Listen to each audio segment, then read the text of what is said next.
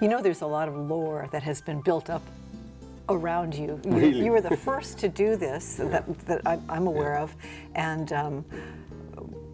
people wanted you to do their tattoo, and they would say, this is what I've heard, that they wanted you to do a certain design, and you'd say, no. Yeah, that's true. Why? Primarily is because I'm not a tattooist, I'm a practitioner. And as a practitioner, I have certain responsibilities.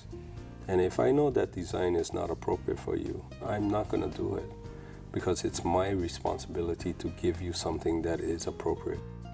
Keone Nunes of Waianae, Oahu, has made hundreds of tattoos on Native Hawaiians and non-Hawaiians, yet, as he says, he is not a tattooist.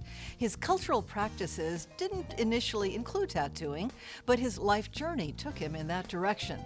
His dedication to the practice has made him instrumental in reviving this Hawaiian art form that was nearly lost. Keone Nunes next on Long Story Short. Long Story Short with Leslie Wilcox is Hawaii's first weekly television program produced and broadcast in high definition. Aloha mai kako, I'm Leslie Wilcox. Since the Hawaiian Renaissance of the 1970s, Native Hawaiians have revived many of the traditions that had been nearly lost when Christian missionaries banned Hawaiian cultural practices. Tattooing is one of the customs that has been revitalized, and many Native Hawaiians today proudly display their cultural identity through their tattoos. Keone Nunes is a well-known Native Hawaiian tattooist not only in Hawaii, but throughout Polynesia and even in Europe, where tattoos are also popular. He was raised in Waianae on Oahu, but that isn't where his story begins. I actually was born in Japan. I was born in Morioka, Iwataken, Japan. My father was in the civil service. He was actually stationed in Japan at that time. And my mom was from Morioka. And so I was born there. And I came to Hawaii when I was 2.5 years old. Who is the Hawaii connection, your father? My father. My father is Hawaiian Portuguese. And the interesting thing was that before there was this term that really meant something, and it still continues, is FOB, fresh off the boat. I actually was fresh off the boat. We came over on a boat, and I remember that journey. I went back to Japan in 1980, the early 80s, and I was very surprised at how much I remembered, even though I was like 2.5. My mom took me over to her friend's house. And I looked at her and I immediately knew who she was. So my mom asked me, do you know who this is? Then I said, yeah. And the woman was very, very surprised. She said, no, I don't think you know who I am. And I said, no, I remember you. He said, well, you used to do one thing, and can you tell me what it was? And I said, yeah, sure. I used to chase you with a bamboo snake, saying hebi, hebi, hebi, hebi is Japanese for snake. And you used to run away. And she said she was very surprised, but I remembered that. Is that your earliest memory? Yeah, pretty much. I remember taking a lot of joy in doing that. Because she ran, right? Yeah, she ran, yeah. So when you got off the boat and you moved to Waianae? Yes, our family land was in Waianae. Your last name is Portuguese, Right. but you don't identify as Portuguese, I know. No, I was never really taught Portuguese things. It's kind of sad in a sense. I don't know that much. My grandfather kind of identified more with being Hawaiian. He spoke Hawaiian, and he was very dark. My father also was very dark, and unfortunately, my father and mother split up, you know, in the early 60s. And so I never was raised with my father. My grandfather died shortly after. I was about 7 years old, I guess, when he passed away. And so his identification was more along the lines of being Hawaiian. He was a Paniolo in the west side, in the Waianae side. And so I remember him making saddles and seeing the saddles and things like that. And you were close to your grandfather? Yeah, I was very close to him. And I remember him rolling cigarettes and how quickly he did that. With one hand? With one hand, yeah. And I remember that kind of stuff. And he actually spoke to me in Hawaiian. So I didn't really have a real good comprehension of English until I was in the first grade, because my kindergarten teacher, Mrs. Onzuka, gave me instructions in Japanese. Why? Because I couldn't speak English. Oh, so you spoke Japanese in the home, and then your grandfather... We had Japanese and pretty much Japanese Hawaiian with a little bit of English smattered in, but the English was not as prevalent. Did your mom speak English, though? She did. Along the way? She did. And in fact, after I started learning, she kind of felt bad because she thought that I was having a hard time during first grade. And she felt that it was her fault because she was speaking to me in Japanese. And so she spoke to me more and more in English. After your father left and your grandfather passed away, did you have other father figures in your life? I did, and it was kind of interesting because, throughout elementary, it never really bothered me because I was surrounded by a community that was very, very caring. When you mention Waianae, you don't think of a caring community, but it really, really was, and it still is to a large extent. And our neighbors would watch out for us and all of that. And when I was growing up, if we were coming home from the beach, oftentimes neighbors would see us walking up, they would tell us, come over, and eat. And we would do that. We would go, me and my brother would go over there and we would eat dinner and stuff. They would call my mom up and say, don't worry about your boys, they're over here and all of that. And so that actually was a reality for us. And so I never felt that I was lacking anything. You just felt embraced by a community. Exactly. And when I went into intermediate school, I went to Waianae Elementary, Intermediate, and Waianae High School. And when I went to intermediate school, there was one teacher that took a liking to me, Mr. Ben Lapalio. And he really kind of mentored a lot of young Hawaiian boys. I've heard his name before. Really? He's had a wide influence, I think. Yeah, he was great. That's how I started knowing what the responsibilities were expected from me. And so that's the first foundation that I had. As a student, as a boy, as a man? Yeah, as a student, he instilled that to us. And he instilled the importance of education. And so that was really, really important to me. Then when I went to high school, I had another really strong male influence by the name of Kona Smith, and he passed away several years ago. But he was another one that instilled pride in who you were and things of that nature. And he kind of got me started dancing hula and such. There were other influences in high school too. I think the educational influences was basically from Kona Smith and also from Mrs. Kurinaga. She was my counselor and she influenced me a lot, and she wanted me to go to college, whereas other counselors felt that it would be best if I went into the military or something like that. Because? Probably because I came from a single parent family and, other issues. That was your best shot. Yeah, I don't really fault them for that type of thought, but I think that if a person shows interest in bettering themselves, then you be as supportive as you can, and Mrs. Korinaga was, yeah. Keone Nunes graduated from the University of Hawaii at Manoa. His career path went in a direction that he was not expecting.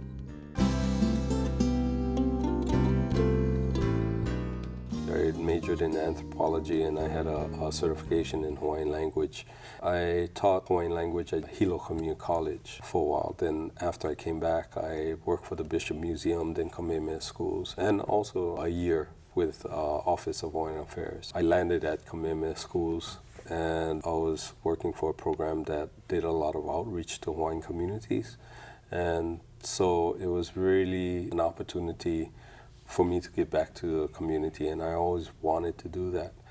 So I took that opportunity, and it was there that I really got a little bit more focused. It offered me the opportunity to give a presentation where we had some national facilitators from Washington, D.C. who was in the audience. And they approached me afterwards and asked if I would be willing to facilitate on a national level.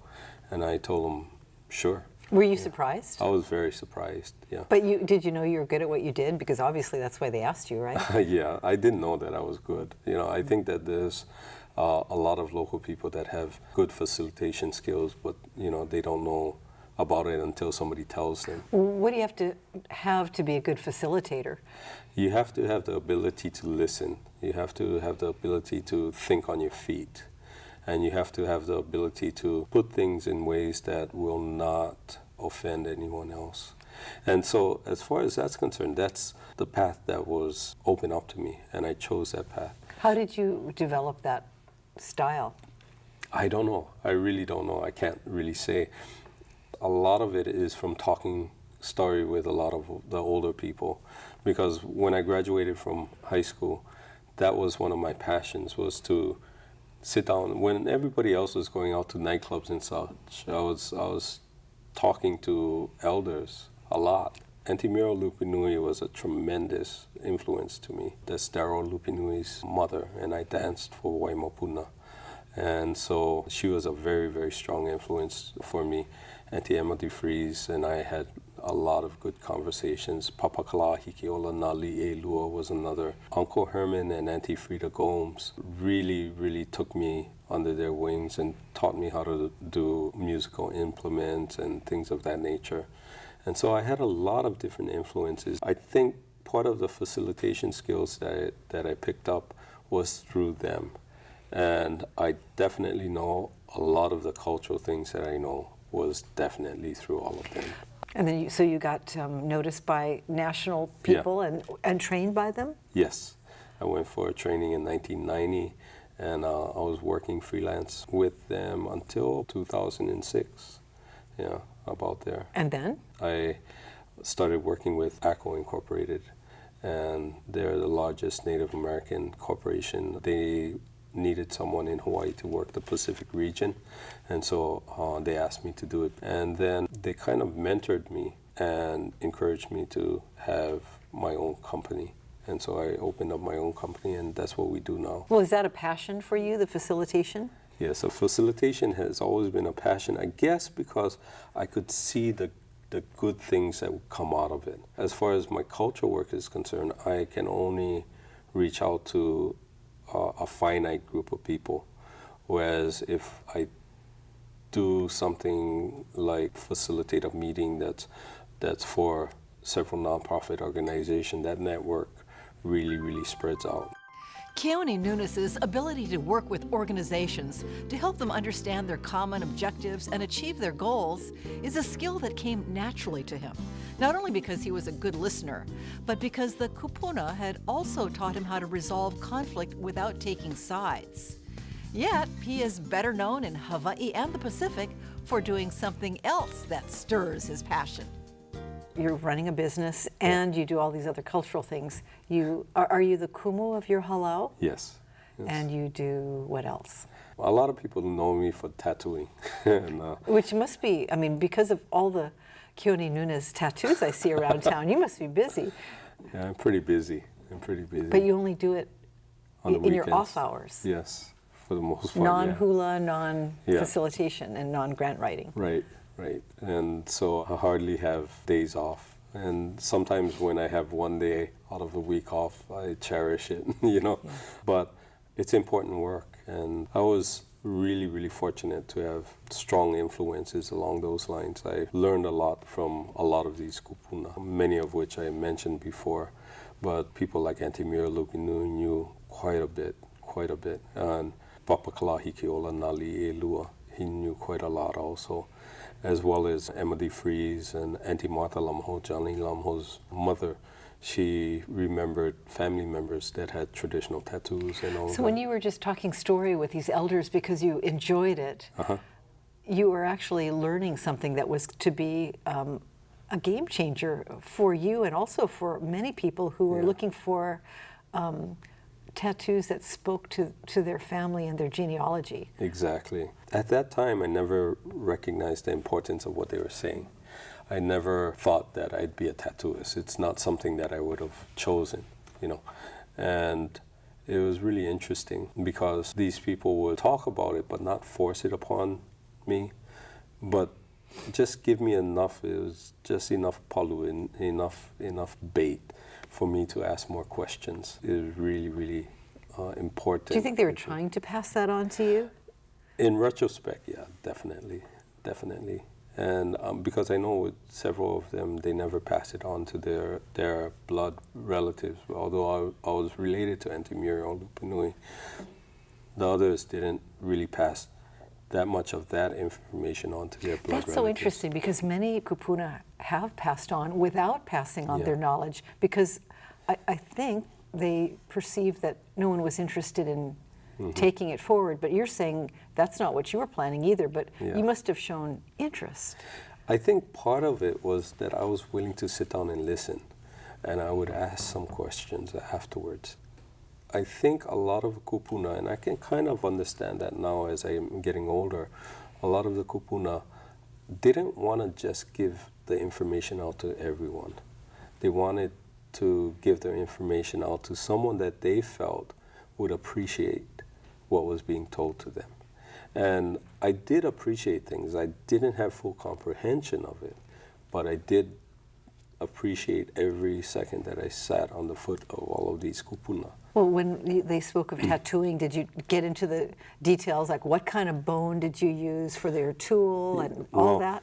I got more into the design element. Auntie Muriel knew about the tools, and she talked to me a little bit about that, and also the making of ink and all of that. So I knew those type of things from one source, and that's my one source for that.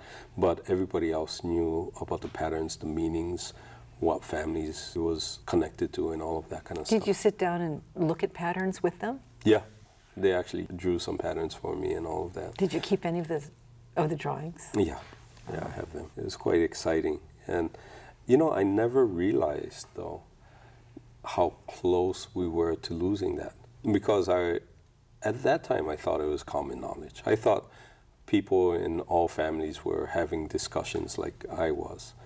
And it wasn't until much, much later that I realized that that was not the case.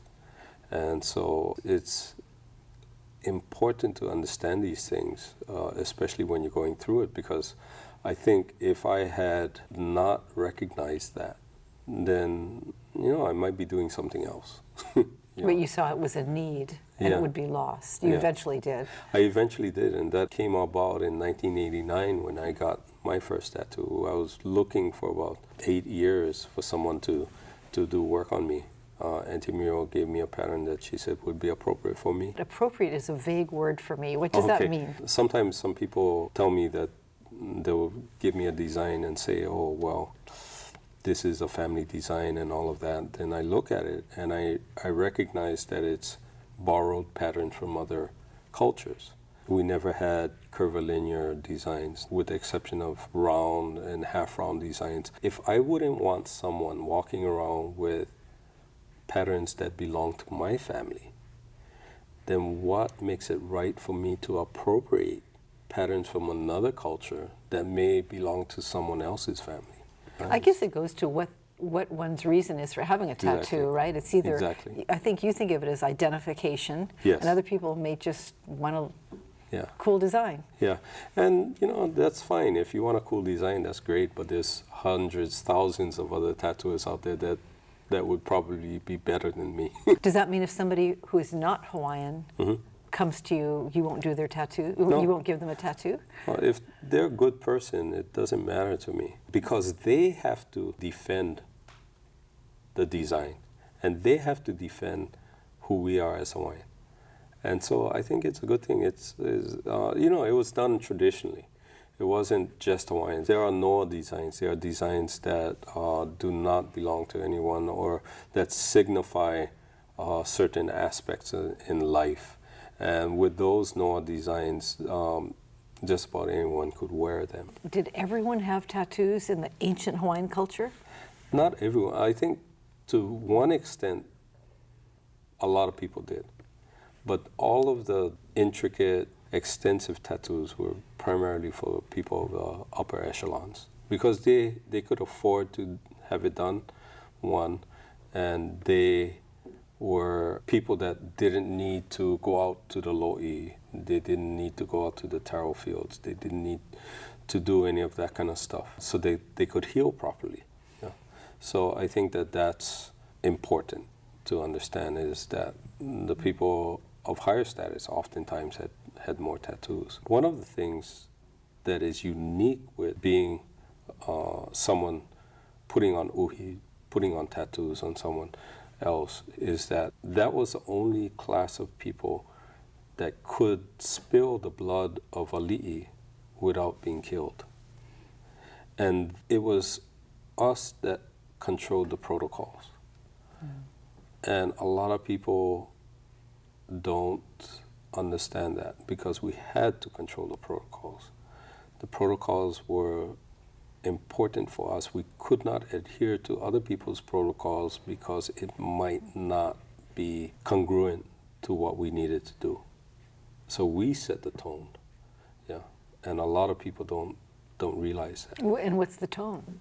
The tone is we determine who comes, who goes, where it's done, and even to an extent the designs. I mean, at this point in time, if you were to come and watch me tattoo, I would make several lines, some hash marks on a person, and not draw any of the design on, because that's all in my mind. And the people who are getting it do not know until it's done what it's going to be. For a lot of people, they have a hard time with that. Because it's forever. Yeah, it's forever. But for other people, they trust me enough to put something on them that would be aesthetically pleasing as well as significant. And that's how it was traditionally. And so in that regards, it's moving back towards how it was before. The Hawaiian kupuna passed on their knowledge of tattoo patterns and designs to Keone Nunes, but no one was left who could help him with making traditional tools. He would have to find the knowledge elsewhere if he was going to truly revive this ancient art of Hawaiian tattoo making. The person that taught me how to do traditional tattoos was Paulo Suluape, amazing tattooist. That's a Samoan name. Yes, he is Samoan. You see, we had not had anybody that had tapped in Hawaii, from what I know, since the 1920s. It's like Hokulea folks, Nainoa, Right, going exactly. to a Micronesian. Yeah, exactly. And I never, ever, ever expected to learn. Because when I first started on this path, I made tools and I tried, and it was so difficult. And so, I realized I couldn't do it. So that's why I turned to machine. And in 1996, I went to Samoa and I saw his brother, Patelo Suluape, tattoo. But I knew that they would not teach someone outside the family. So I never even asked, yeah. But in the same year, this gentleman by the name of Hank Schiffmacher, Hanky Panky, who was from Holland, he was running through Hawaii, and he videotaped me explaining some of the tattoos and videotaped me working. And he told me that he was going to visit Paulo. And I said, oh, I'd met Patelo. He said, well, Paulo is his older brother. And I said, oh, okay. So he went over there and he showed Paulo the footage that he took while in Hawaii. Paulo got excited and called me. So that's a little cross-cultural pollination right there. Yeah, exactly. He got excited because his vision was that he wanted to teach someone from each of the island groups in Polynesia, because it was our right to do. It was our culture. It was who we were and who we are now. That's interesting, but he couldn't put out an all points alert because it has to be the right person. Exactly. And so he called me and we spoke on the phone. Then he invited me to take a trip with him to Samoa, and I did. And on that trip, he taught me how to make tools. So the first tool he took and he put in his rack, and he said, oh, this is really good. And he said, okay, make another. So I made another. And he looked at it and he said, this is good. He said, there's only one thing missing. And I said, what? I was excited to get some criticism. And he said, the only thing missing is that you don't know how to use it. Would you mind if I taught you? And yeah, and there was no question. That's when I first became a student. Do you believe you're the first to start doing the cultural tapping for tattooing? As far as I know, yeah. I've been the first one that has done that. I started in 1996 as far as using traditional tools. At that time, I was still learning, and so I had the traditional tools as well as using machine. And I think in 1998, my teacher, Paulo, came to Hawaii and saw what I was doing, and he gave me a set of tools. He encouraged me to start using it more. Since 2000, that's all I've been using. There are hundreds of people who wear the traditional designs Right. that you gave them now, and other people have come up inspired by you, and now I think you probably trained them. Did you train all of them? Yeah, there's a couple other people tapping, and I did the initial training. I have not yet graduated anyone, but I have students. And so my whole vision is to be able to pass this on, because it's way too important for us as a culture for it to be lost. And so it's going to be passed on. Yeah, I'm very confident in that. But even with that, we're not strongly established. We're still a handful of people. Yeah, sometimes that's concerning for me, but in other times I think, well, you know what? That's how it should be. The kupuna passed on their knowledge to Keone Nunes, and now he's sharing it with the next generation, helping to assure that this native Hawaiian cultural practice of tattooing will never be lost. Mahalo to Keone Nunes of Waianae for sharing his stories with us, and mahalo to you for joining us. For PBS Hawaii and Long Story Short, I'm Leslie Wilcox. Ahui ho! For audio and written transcripts of all episodes of Long Story Short with Leslie Wilcox, visit pbshawaii.org. To download free podcasts of Long Story Short with Leslie Wilcox, go to the Apple iTunes Store or visit pbshawaii.org. Well, what part hurts the most? That's what I want to know. For everybody, it's different. For some people, you know, it's a walk in the park for the whole thing. For others, it's a struggle. So everyone has different sensations. So I really can't answer that. It depends on you. I've heard people talk mostly about their ankle that hurts over there. Any place that's right by bone will be a little bit more sensitive. So the knee too? The knee hurts a little bit. But for some people, the knee doesn't hurt at all, and the ankle doesn't hurt at all. So it really is different for everyone. Have you had people who say, enough already, I can't finish? That happened only once, and that was about 10 years ago.